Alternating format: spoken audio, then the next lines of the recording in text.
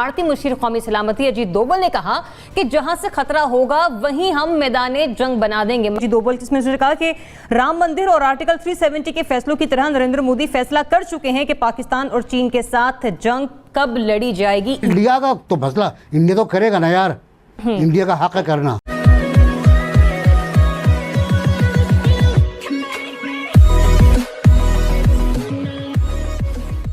नमस्कार दोस्तों, पिछले दिनों अजीत डोभाल की तरफ से एक स्टेटमेंट आया था जिसमें कहा गया था कि भाई जहां कहीं भी हमें खतरा लगेगा तो हम वेट नहीं करेंगे कि वो खतरा पहले भारत में आए और फिर हम उसको एलिमिनेट करेंगे, हम सीधा वहां पर जाएंगे और इस चीज़ को वहीं एलिमिनेट कर देंगे। अब इस चीज़ से पाकिस्तान को लग गया डर। अब तक ये होता आ रहा था कि भाई पाकिस्तान जितने भी प्लानिंग करता था या फिर कहे कि जो टेररिस्ट जो आतंकवादी जितने भी प्लानिंग करते थे, अगर वो इंडिया में नहीं थे तो हम कुछ नहीं करते थे, उसके आने का इंतज़ार करते थे और फिर बीच में उनको यहाँ पर एलिमिनेट करने की ट्राई करते थे। लेकिन कई बार ऐसा होता था कि वो पकड़े नहीं जाते थे और फिर बड़े जो बम ब्लास्ट थे वो इंडिया में होते थे। लेकिन अब ऐसी सिचुएशन नहीं है। ऊपर से ये चीज़ चल रही है कि पाकिस्तानी गवर्नमेंट इवन जो ये आतंकवादी ग्रुप है उनको ट्राई कर रही है कि भाई वो कंट्रोल में रहे।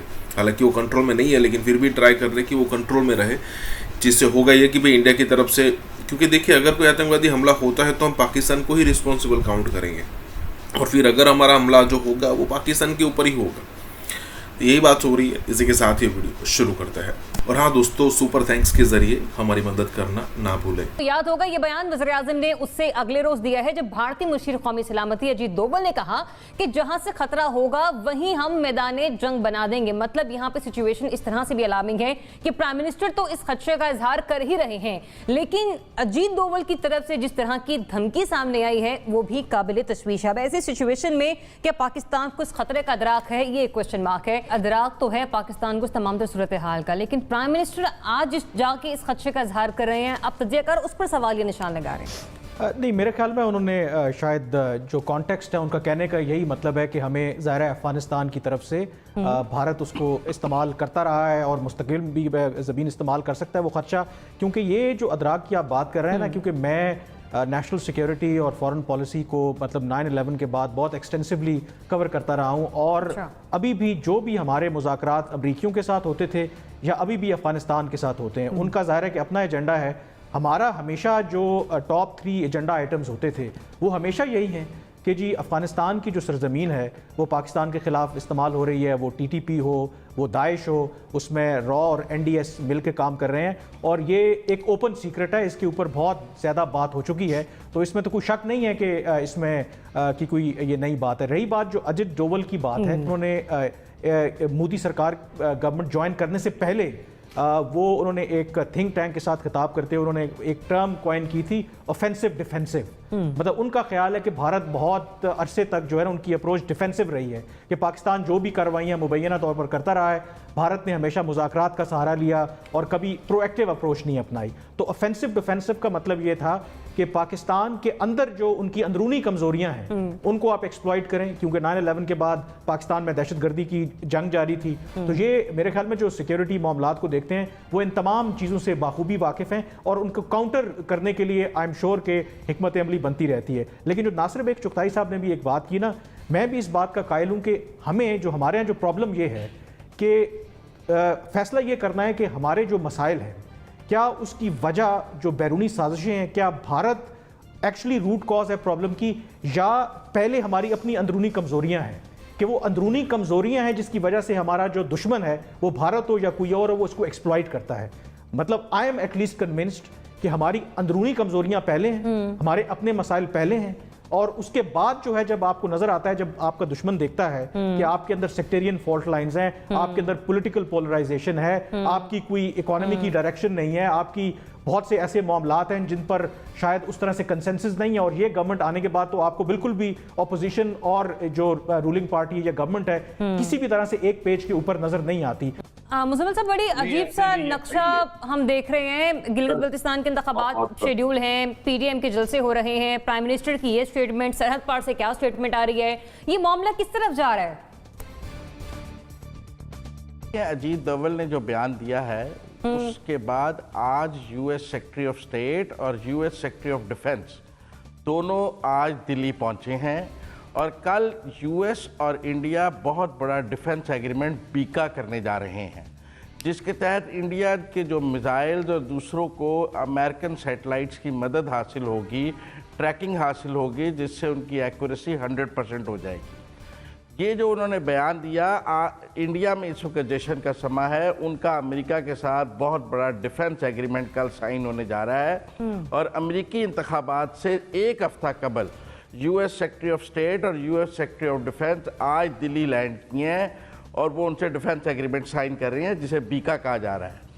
पहली बात तो ये है कि ये उस कॉन्टेक्स्ट में उन्होंने कहा कि उनको मिसाइल टेक्नोलॉजी में अब अमेरिकन सैटेलाइट्स की एक्यूरेसी अवेलेबल होगी, तो उन्होंने कहा कि हम मारेंगे और इस सब की बात है। बाकी यहाँ कहा गया कि अब्दुल्ला यहाँ आए हैं, यहाँ से अब्दुल्ला सीधा इंडिया चले गए थे और जो गुफ्तगू उन्होंने इंडिया की वो भी जरा पढ़ लें। उन्होंने पाकिस्तान की, जो भी पाकिस्तान आता है वो इंडिया चला जाता है।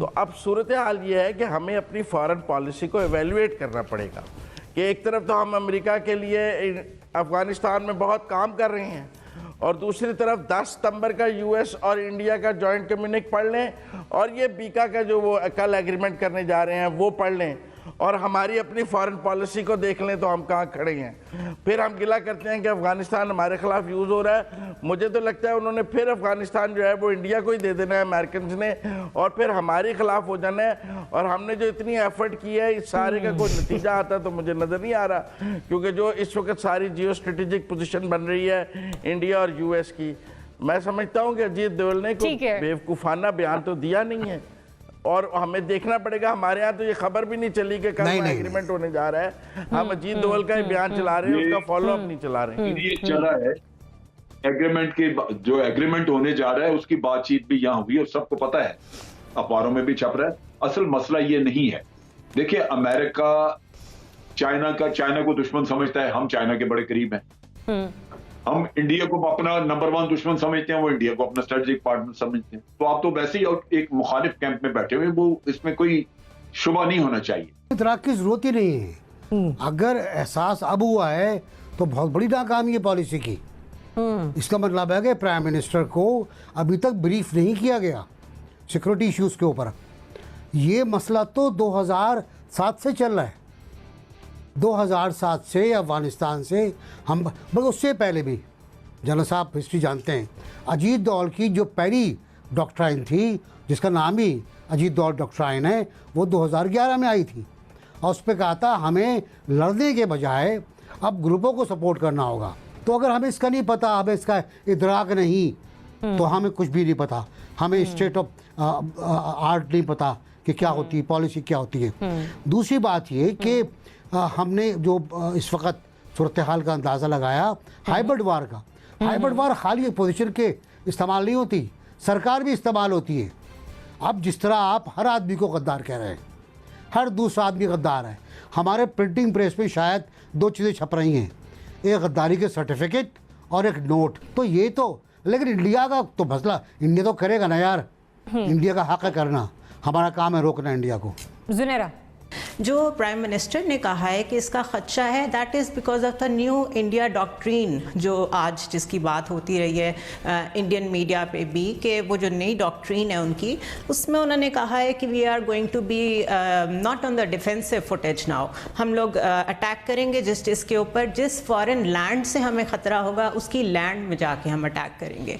तो ये कोई नई बात नहीं है हमारे लिए। और इंडिया करता क्या रहा है, कश्मीर में चला गया, लद्दाख में चला गया, उधर सियाचिन में चला गया, यहाँ भी उनकी यही कोशिश है गिलगित बल्तिस्तान में आ जाएं। तो this is not something surprising, this is not something new. हम ऑलरेडी इसी को हैंडल कर रहे हैं, बहुत सक्सेसफुली हैंडल कर रहे हैं।